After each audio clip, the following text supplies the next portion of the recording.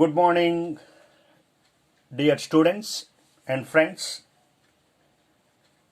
Now, we try to discuss Model 2 in integration. ఎలా ఉంటే model 2 అని అనాలి? If there are two numbers a, b, both are not equal to 0. ఇక్కడ వాడేటువంటి ఏబీలు రెండు కూడా జీరోలు కానటువంటివి. రెండు జీరోస్ కాకూడదు. Integral 1/a plus B sine X అంటే ఒక కాన్స్టెంట్ ఒక సైన్ టర్మ్ ఉండాలి. Or integral 1/a plus B cos X అంటే కాన్స్టెంట్ కాస్ టర్మ్ ఉండాలి. అంటే ఇక్కడ sine term and constant or cos term constant in the denominators or 1/a sin x plus b cos x plus c అంటే sine term cos term and constant. అంటే only sine term with constant ఉన్నా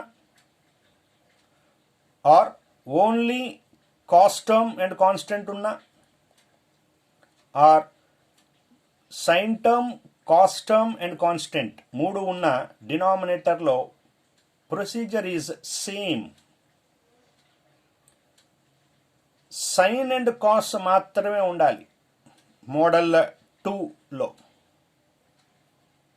డినామినేటర్లో sine or cos or both ఉండాలి. ఇలాంటి మోడల్ని integration ఎలా చేయాలి? How to do integration of these problems. Right. First of all, we try to name as tan x by 2 equal to t.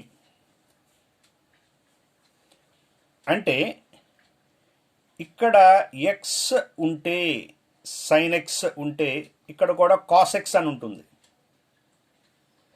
అంటే sine cos have same angle. Sign X ఉంటే cos X, sign 2x ఉంటే cos 2x, same angle ఉంటుంది. ఇక్కడ యాంగిల్లో half angle తీసుకోవాలి. Half angle sign X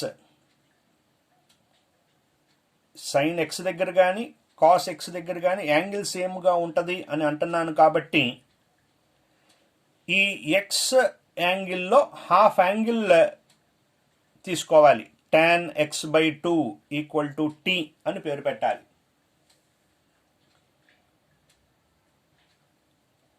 పేరు పెట్టంగానే d/dx on both sides d/dx on both sides తీసుకున్నాం. చూడటానికి tan x లాగా ఉంది. tan x tan xకి derivative secant square x. secant square x అంటే x/2. ఇలా దేన్నైతే x అనుకున్నామో దాన్ని డెరివేటివ్తో మల్టిప్లై చేయాలి into d/dx of x/2 equal to dt/dx. Derivative of x/2 is 1/2. కాబట్టి 1/2 into secant square x/2 equal to dt/dx.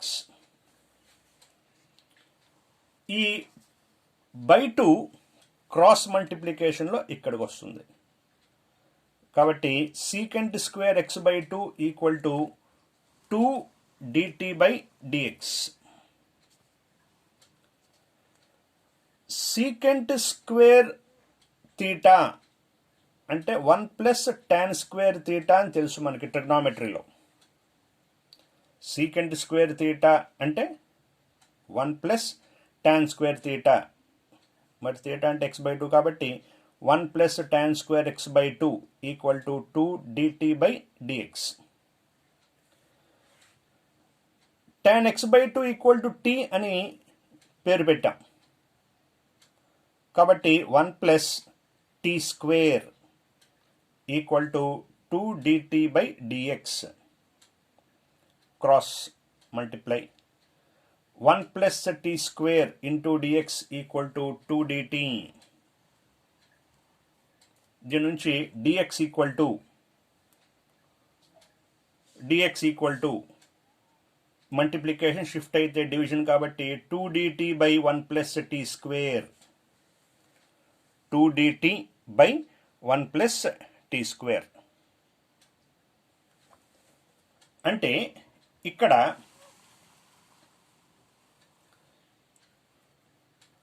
dx ఈ dx దగ్గర ఇప్పుడు ఏమని రాయాలి? ఈ dx దగ్గర ఏమని రాయాలి అంటే 2 dt/1 ప్లస్ t స్క్వేర్ అని రాయాలి. రైట్. మరి ఇక్కడ sin x ఉంది, లేదా ఇక్కడైతే cos x ఉంది, ఇక్కడైతే రెండు ఉన్నాయి. మరి tan x/2 అని లెక్కలు ఎక్కడా కనపడలేదు. ఈ sin x cos x ఏం రాయాలి? In trigonometry we know sin 2a formula. 2 sin a cos a ఒక ఫార్ములా అయితే, one of the formula of sin 2a is 2 sin a cos a. Now we are using this formula. Sin 2a equal to 2 tan a by 1 plus tan square a. ఈ formula వాడుతున్నాను. Observe చేస్తే ఇక్కడ 2a ఉన్నప్పుడు ఇక్కడ a వచ్చింది, అంటే దీంట్లో half angle వచ్చింది. ఒకవేళ ఇక్కడ ఏనే ఉంటే ఇక్కడ a/2 అని వస్తుంది కదా, ఇక్కడ a/2, ఇక్కడ కూడా a/2 అని వస్తుంది. అదే విధంగా sin x ఏమవుతుంది అంటే 2 tan, ఇక్కడ హాఫ్ యాంగిల్ వస్తుంది అన్నాం కాబట్టి 2 tan x/2 by 1 plus tan square x/2 అని వచ్చింది. ఇక్కడ tan x/2 equal to t అని పేరు పెట్టడం వల్ల tan x/2 బదులు t అని రాస్తే 2t/1 ప్లస్ t స్క్వేర్గా మారింది. అంటే ఇక్కడ sin x ఉన్న చోట ఏం రాసుకోవచ్చు? 2t/1 ప్లస్ t స్క్వేర్ అని రాయొచ్చు. ఒకవేళ cos x ఉంటే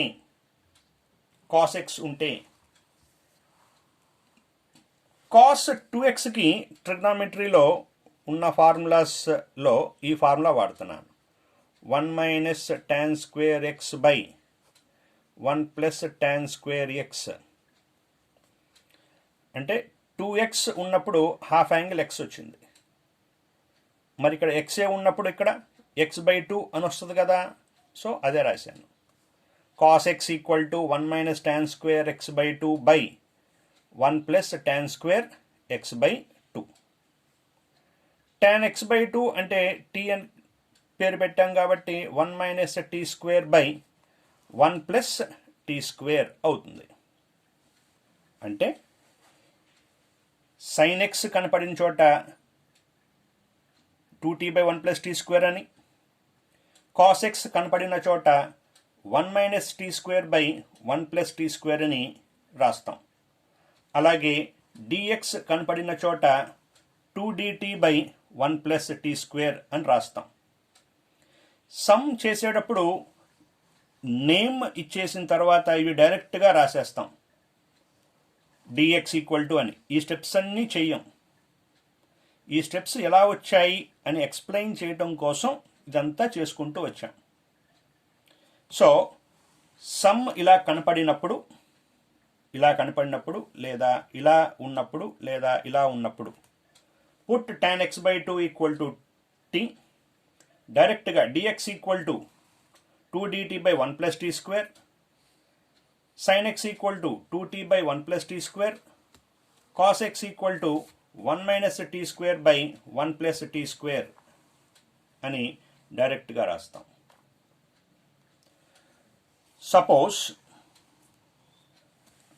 ఇలా ఉంది అనుకోండి, integral 1 by a plus b sin 2x